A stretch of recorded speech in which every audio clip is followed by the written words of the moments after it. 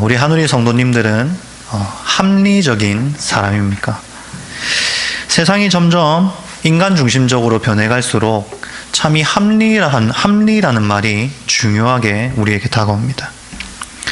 비이성적이고 인간 외적인 모든 것들이 외면당하는 현실이 바로 요즘 우리가 살고 있는 이 사회입니다.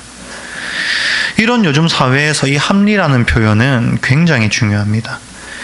인생의 모든 요소가 인간의 이성에 비추어 보았을 때 합리적인지 그렇지 않은지 판단해 보는 것은 보편적으로 성공한 인생을 살았는가, 합리적인 인생을 살았는가를 판단하는 기준이 된다는 것입니다.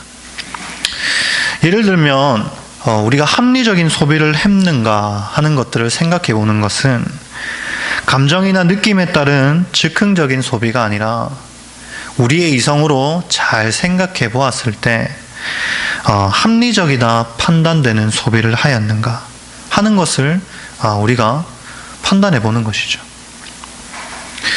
우리 한우리 성도님들은 어떠십니까? 합리적인 사람입니까? 그런데 인간의 이성에서 나오는 이 합리는요, 사실 굉장히 유한하고 그리고 제한적입니다. 쉽게 말하면 불완전하다는 것입니다. 인간의 이성이 한계가 있고 오류가 있기 때문에 절대적인 기준이 될 수 없고 완벽한 정답을 가려낼 수는 없습니다. 종종 인간 이성의 발전은 무한하다라고 말하는 사람들을 보게 되는데요. 저도 그 말에 상당 부분 동의합니다. 상당히 많은 발전 가능성을 가지고 있죠. 그러나 이것은 어디까지나 그 발전 가능성이 많다라는 것이지, 유한한 인간이 아무리 발전해봐야 결국에는 유한할 뿐입니다. 그래서 사실 우리가 생각하는 이 합리적인 것, 나에게 합리적으로 다가오는 그 모든 것들이 사실은 실제로는 합리적인 것이 아닐 수도 있다는 사실입니다. 단적으로 유한한 인간의 이성으로는 결코 무한한 하나님의 합리에 도달할 수 없습니다. 우리의 생각으로는 합리적인 것 같아도 전능하신 하나님 앞에서는 한없이 초라하고 비합리적인 일들이 얼마나 많은지 모릅니다. 반대로 우리에겐 비합리적인 것 같아도 하나님에게는 합리적인 것들이 있습니다. 그래서 성경을 읽다 보면 나의 불완전한 이성으로, 나의 불완전한 합리성으로는 도저히 이해할 수 없고 받아들이기 어려운 일들이 너무나도 많이 있죠. 예를 들면 성경에 기록된 이스라엘 백성의 모습을 한번 생각해 보시기 바랍니다. 출애굽해서 가나안 땅으로 갈 때 하나님께서 이스라엘 백성에게 명령하시는 것이 무엇인지 아십니까? 하나님의 계명을 지켜서 의와 공도를 행하고 거룩한 나의 백성이 되라는 것이었습니다. 출애굽해서 이제 독립된 민족이 되었으니까, 종살이 하다가 이제는 자립한 나라가 되었으니까 앞으로 있을 전쟁을 준비하여 군사력을 기르거나 탄탄한 정치 기반을 마련하여서 그들의 한 나라를 잘 가꾸라고 하는 것이 아니라, 너희가 거룩해야 된다, 너희가 나의 백성이 되어야 된다, 너희가 나의 의와 공도를 이루는 자들이 되어야 된다라고 말씀하셨다는 것입니다. 하나님께서 그들에게 특별한 계명을 주시면서 그 계명을 지켜서 거룩하라라고 명령하신답니다. 그런데 신기하게도 이스라엘이 하나님의 규례와 법도를 지키며 하나님의 명령대로 진군할 때 수많은 강대국과의 전쟁에서 승리하고, 그리고 적과 꿀이 흐르는 가나안 땅을 그들이 실제로 얻게 됩니다. 이러한 이스라엘의 행보는 성도님들의 이성적으로 비추어 보았을 때 합리적입니까? 제 생각에는 결코 합리적이지 않습니다. 어떻게 이런 과정으로 살아왔는데 이런 결과가 나오지? 라는 생각이 들 뿐입니다. 어떻게 하나님의 규례와 율례를 지킬 뿐인데, 하나님의 백성으로서 거룩함을 유지하며 살았을 뿐인데 어떻게 이 전쟁에서 승리했지? 어떻게 가나안 땅에 들어갔지? 라는 의문이 들 뿐입니다. 성도님들이 생각해도 그렇지 않습니까? 신약에 오신 예수 그리스도의 인생은 어떻습니까? 이스라엘의 구원자로 오셨으면서도 베들레헴이라는 말구유에서, 동네의 말구유에서 태어나셨습니다. 그 어디보다 낮은 곳에서 계시다가 결국에는 십자가에 달려서 돌아가신 분이 바로 예수님입니다. 여러분, 이런 생각 해보신 적 없으십니까? 저는 자주 이런 생각을 해봤는데요. 말구유 말고 왕으로 오셨으면 더 좋지 않을까? 구름 타고 오셨으면 유대인들이 다 믿지는 않아도 그때보다는 훨씬 많은 사람들이 예수님을 믿었을 텐데, 십자가에 달리셨을 때 대제사장과 서기관들이 예수님을 향해서 뭐라고 했습니까? 그가 남은 구원하였으되 자기는 구원할 수 없도다. 그가 이스라엘의 왕이로다. 지금 십자가에서 내려올지어다. 그리하면 우리가 믿겠노라. 이렇게 말하면서 예수님을 희롱했단 말입니다. 여러분, 그때 예수님께서 짠 하고 십자가에서 내려오셔서 자, 내려왔다 하셨으면 더 효율적이지 않겠습니까? 더 많은 사람들이 예수님을 믿지 않았겠습니까? 그런데 예수님은 그렇게 하지 않으십니다. 예수님께서 여러 마을들을 돌아다니실 때마다 너무나도 많은 사람들이 예수님을 거부합니다. 그 광경을 보고 옆에 있던 제자인 야고보와 요한이 이렇게 말합니다. 주여, 우리가 불을 명하여 하늘로부터 내려 저들을 멸하라 하기를 원하시나이까? 하고 말합니다. 여러분, 얼마나 시원한 질문입니까? 메시아로 오셨는데 예수님을 거부하고 멀리하는 이 이스라엘 백성, 유대의 백성들을 향해서 하나님, 예수님, 우리가 명하여 하늘에서 불을 내려 저들을 멸하기를 원하시나이까? 여러분, 정말 그렇게 됐다면 주변에 있던 사람들이 두려워서라도 예수님을 믿지 않았겠습니까? 예수님이 하나님의 아들이심을 굳이 말하고 다니지 않으셔도 더 많은 사람들이 예수님을 믿지 않았겠습니까?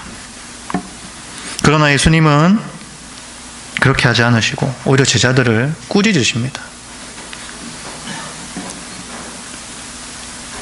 예수님은 우리의 합리적인 이성으로는 결코 이해할 수 없는 방법으로 우리의 죄를 사하셨고 비참한 인생들에게 구원의 길을 열어주셨습니다.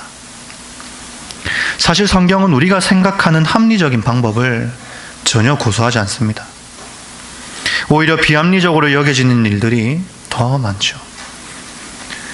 그런데 그 중에서도 우리가 가장 이해하지 못하고 합리적으로 받아들이지 못하는 것이 있는데요. 그것은 바로 하나님의 사랑입니다. 제가 어릴 적부터 매우 궁금했던 것이 한 가지가 있었는데요. 하나님은 왜 나를 사랑하실까였습니다. 사실 아무런 상관도 없는 나를 위해서 왜 굳이 위대하고 전능하신 하나님께서 독생자 예수를 보내주셔서 그를 내 죄를 대신해서 십자가에 달려 죽게 하셨는지 도저히 이해할 수가 없었습니다. 여기 계신 성도님들은 그 사실이 이해가 되십니까? 분명히 예수님의 그 십자가의 구속의 은혜로 말미암아 여기에 다들 앉아 계시는데 그 하나님의 지극하신 사랑이 이해가 되시냐는 것입니다.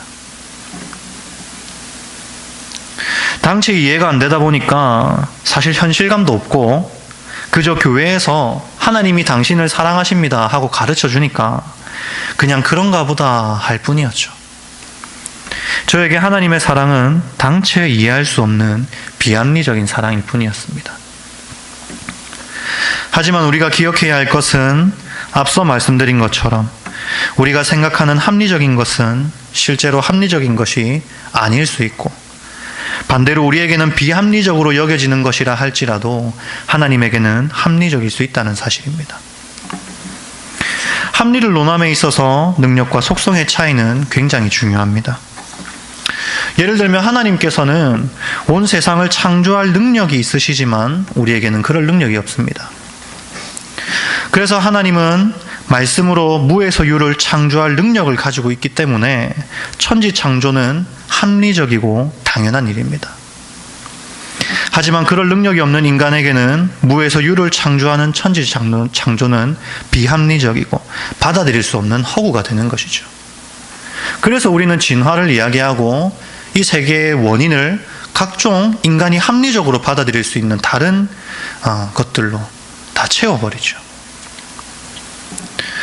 동일하게 하나님의 그 사랑, 우리가 완전히 이해할 수 없는 그 사랑은 사랑 그 자체이시며 절대적이고 무한한 사랑의 속성을 가지고 계신 하나님에게는 당연한 것이지만 불완전하고 이기적인 사랑을 가진 인간에게는 결코 이해할 수 없고 받아들이기 어려운 사랑인 것입니다.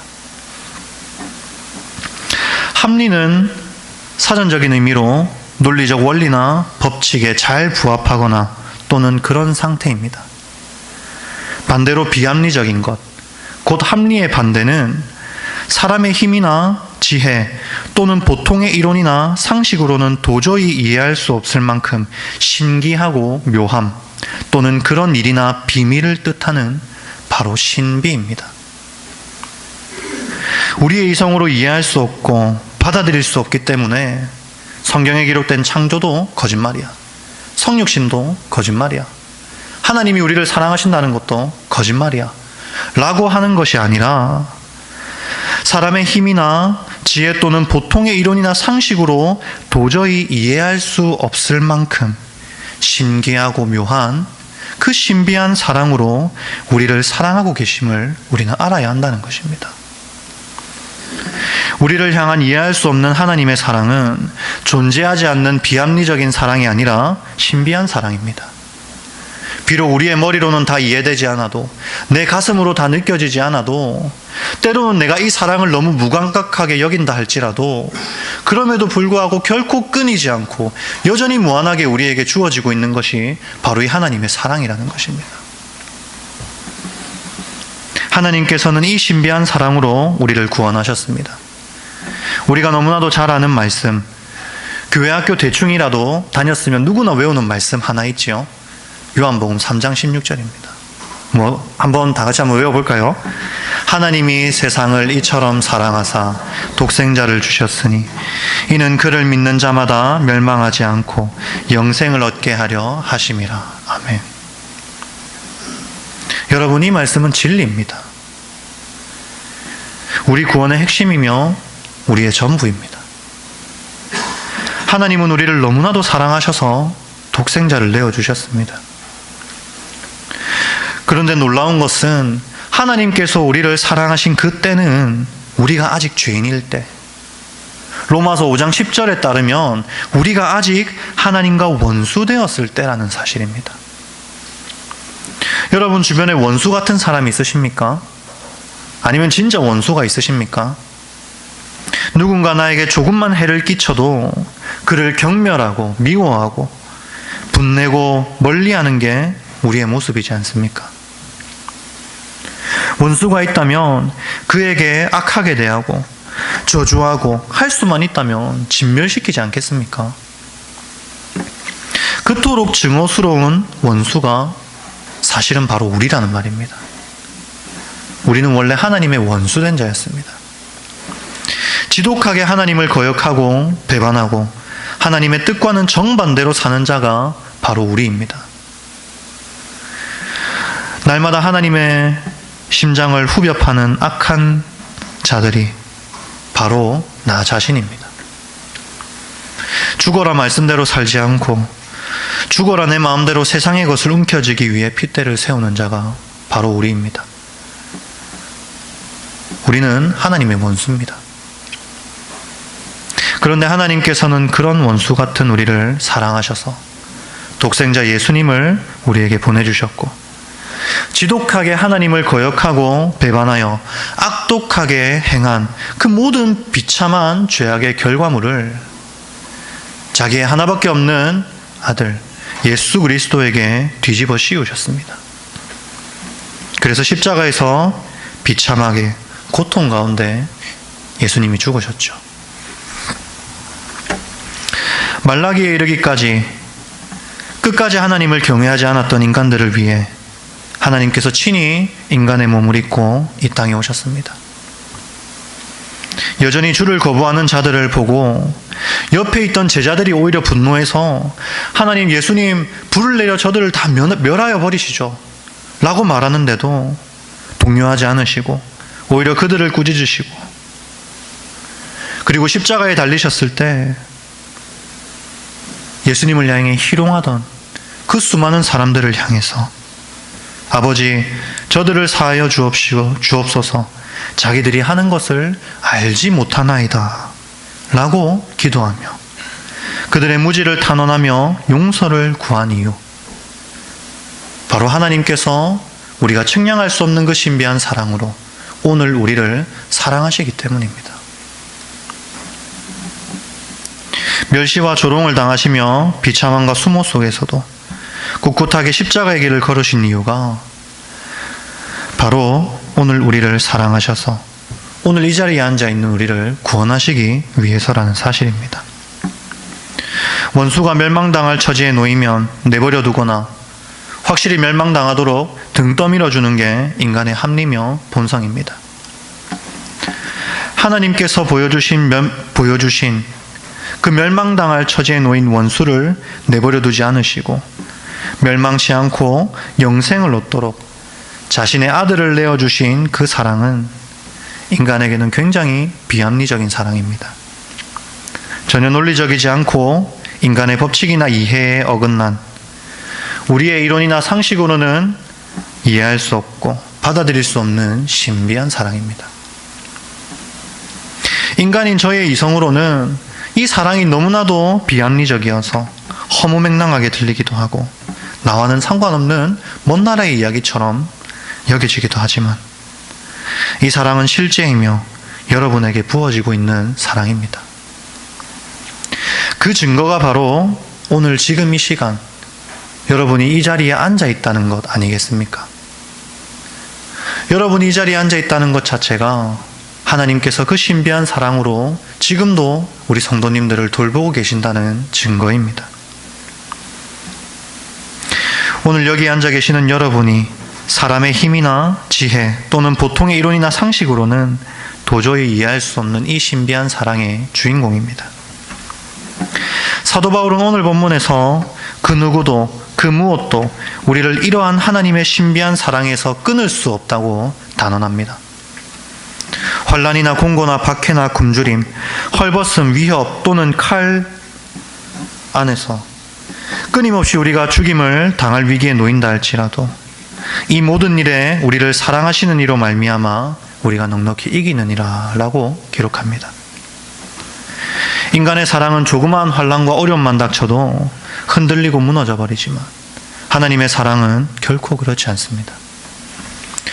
예수 그리스도의 그 사랑은 너무나도 크고 위대해서 그 사랑을 힘입을 때 그 무엇에도 흔들리지 않는 굳건한 사랑이 우리 가운데 충만하게 된다는 사실입니다. 그리고 이것은 우리에게 소망이 됩니다. 인간의 합리성으로 따지면 우리의 결과는 멸망입니다.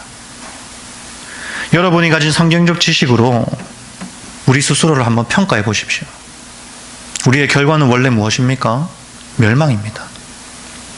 구원받기에 합당한 분은 아무도 없을 것입니다. 빛이신 하나님을 통해 자신의 더러움과 비참함을 발견한 사람이라면 자신이 멸망을 향해 다름질하고 있었다는 사실을 발견할 수밖에 없죠. 우리는 사랑받을 자격이 전혀 없고 언제 끊어져도 이상할 것 없는 불완전한 사랑의 존재입니다. 그러나 하나님의 사랑은 그렇지 않습니다. 사랑의 끊고 맺음이 인간에게 속하지 않고 완전한 사랑이신 하나님에 속하였다는 사실은 우리에게 너무나도 큰 소망이 됩니다. 사도 바울의 확신을 보십시오. 내가 확신하노니 사망이나 생명이나 천사들이나 권세자들이나 현재일이나 장래일이나 능력이나 높음이나 깊음이나 다른 어떤 피조물이라도 우리를 주 예수 그리스도 안에 있는 하나님의 사랑에서 끊을 수 없으리라 라고 확신하고 있습니다.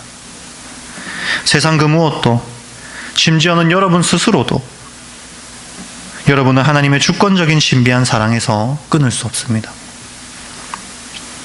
자주 악하게 살고, 자주 하나님을 배반하고, 자주 세상을 소유하려고 하고, 자주 하나님을 배반하는 우리지만 여전히 우리는 하나님의 사랑 안에 있습니다. 그것은 내가 잘해서가 아니라, 내가 선하고 내가 사랑이 많아서가 아니라 하나님께서 우리에게 부어주시는 그 사랑이 나의 어떠함과는 상관없이 부어지는, 나의 이성으로는 도저히 이해할 수 없는 신비한 사랑이기 때문입니다. 오랫동안 사역하면서, 그리고 신앙생활하면서 하나님이 나를 사랑하신다면 어떻게 이럴 수 있어? 라고 질문하는 사람들을 많이 봤습니다. 어린아이에게 칼을 쥐어주지 않는 부모의 사랑을 아이는 결코 이해할 수 없지만 부모의 사랑에는 변함이 없는 것처럼 우리에게는 불합리하게 여겨지는 상황이 닥치더라도 하나님께서 우리를 사랑하신다는 사실에는 변함이 없습니다. 내 인생에서 벌어지는 수많은 비합리적인 일들, 불행들, 그리고 참담한 현실들 속에서 우리의 소망이 되는 것은 세상의 다른 그 어느 무엇이 아니라 그 모든 것들도 결코 끊을 수 없는 완전한 하나님의 사랑 안에 우리가 거하고 있다는 사실입니다. 때로는 내 인생에서 벌어지는 일들이 도저히 이해되지 않아도 이게 하나님을 믿는 자에게 일어날 수 있는 일인가 싶은 비합리적인 일들이 우리에게 닥쳐도 이해할 수 없고 받아들일 수 없는 현실 앞에서 절망하고 낙심하는 것이 아니라 나에겐 비합리적인 이 상황들조차도 하나님의 그 신비한 사랑 안에서 합력하여 선을 이루실 것이라, 나를 사랑하시는 그 하나님의 완전한 사랑을 소망할 수 있는 하늘의 성도님들이 되셨으면 좋겠습니다. 하나님의 지극하신 사랑으로 인해 이 자리에 앉아 있으면서도 그 신비한 사랑을 누리지 못하는 것만큼 안타까운 일은 없습니다. 오직 하나님의 신비한 사랑이 우리를 숨쉬게 하기를 소망합니다. 말씀을 맺겠습니다. 마커스의 찬양 중에 내 삶 드리리라는 제목의 찬양이 있습니다. 이 찬양의 가사 중에는 이런 가사가 있는데요.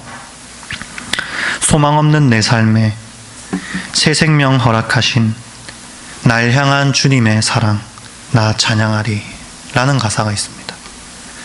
사실 이 가사가 오늘 제 설교의 결론이고 전부입니다. 오늘 우리의 마음은 하나님의 신비한 사랑에 감동하고 있습니까? 우리는 너무 연약해서, 너무 악해서 하나님의 이 사랑을 잘 이해하지도 못하고 받아들이지도 못하고 하나님이 나를 사랑하고 있음에도 불구하고 사랑하지 않는 것처럼 오해하기도 하죠. 우리 예영이가 자기가 원하는 것을 들어주지 않았을 때 엄마 아빠는 나를 사랑하지 않아, 오빠는 나를 미워해 라고 생각하고 말하는 것처럼 너무나도 무지하고 비합리적인 우리는 자주 그 하나님의 완벽하고 하나님의 그 신비한 사랑을 오해하고는 합니다. 하지만 감사하게도 날마다 우리 안에 내주하시며 우리를 붙드시는 성령 하나님께서 우리가 이해할 수 없고 받아들일 수 없고 상상조차 할 수 없는 그 사랑이 우리의 마음을 감동하도록 우리를 이끌어 주신다는 사실입니다. 오늘도 성령 하나님께서는 여러분들을 가만히 내버려 두지 않으시고 하나님의 그 사랑을 조금씩 알아가도록, 그리고 그 사랑을 알고 여러분도 하나님을 사랑하는 그 자리로 나아가도록 조금씩 인도하고 계십니다. 우리가 생각하는 합리적인 사랑, 합리적인 방법으로 하나님께서 우리를 구원하셨다면 우리는 이미 다 죽었어야 합니다. 그러나 하나님의 사랑은 우리의 합리로 판단할 때 끊임없이 왜? 라는 질문이 나오도록 만듭니다. 그만큼 신비가 가득합니다. 저와 여러분의 악한 행실과 사랑받을 조건이 전혀 없는 우리의 삶의 모습에도 불구하고 여전히 우리가 하나님의 사랑 안에 거하고 있는 것을 보면 참 이 하나님의 사랑이 얼마나 신비한지 다시 한번 느끼게 됩니다. 여러분, 이것이 바로 우리의 소망이 되어야 됩니다. 하나님이 나를 사랑하신다는 그 사실이 우리의 삶의 전부가 되어야 하며 소망이 되어야 됩니다. 세상의 그 다른 어떤 것에 나의 소망을 두고 그것을 구하기 위해서 힘쓰고 애쓰는 것이 아니라 하나님께서 우리를 사랑하신다는 그 사실, 그래서 나를 위해 예수 그리스도를 이 땅에 보내주셨다는 사실, 그 사실 하나만으로 우리는 감동하고 감격하고 하나님 앞에 감사할 수 있어야 한다는 사실입니다.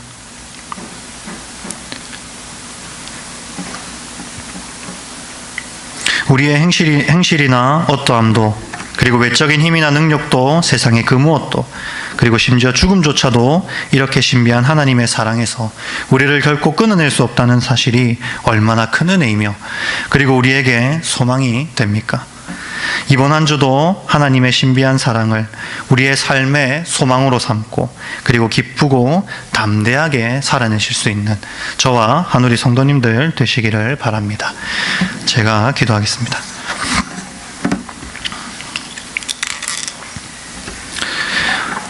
오늘도 우리를 사랑하셔서 하나님의 품 안에, 하나님의 공동체 안에 이렇게 모이게 하신 그 하나님의 사랑에 감사합니다. 우리는 너무나도 연약하고 악하고 무지하여서 하나님의 이 사랑을 다 알지 못하고, 때로는 하나님의 사랑을 오해하고 하나님이 나를 사랑하지 않는 것처럼 여기기도 하지만, 성령 하나님께서 우리의 마음을 감동시켜 주실 때마다 하나님이 우리를 얼마나 사랑하시며 내가 생각조차 할 수 없고 상상조차 할 수 없는 그 위대하고 신비한 사랑으로 날마다 나를 이끌고 계신다는 사실을 우리가 조금씩 알아가게 됩니다. 우리가 하나님의 그 사랑을 더욱 깊이 알기를 소망합니다.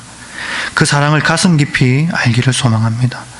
하나님을 아는 지식이 자라갈수록 하나님을 향한 우리의 사랑도 자라가게 하여 주시옵소서. 그래서 우리가 하나님 앞에 섰을 때에 우리가 그 사랑하는 하나님을 만났노라고 고백하고 하나님을 찬양할 수 있는 하나님의 백성이 되게 하여 주시옵소서. 감사를 드리며 예수님의 이름으로 기도드렸습니다. 아멘. 찬송가 88장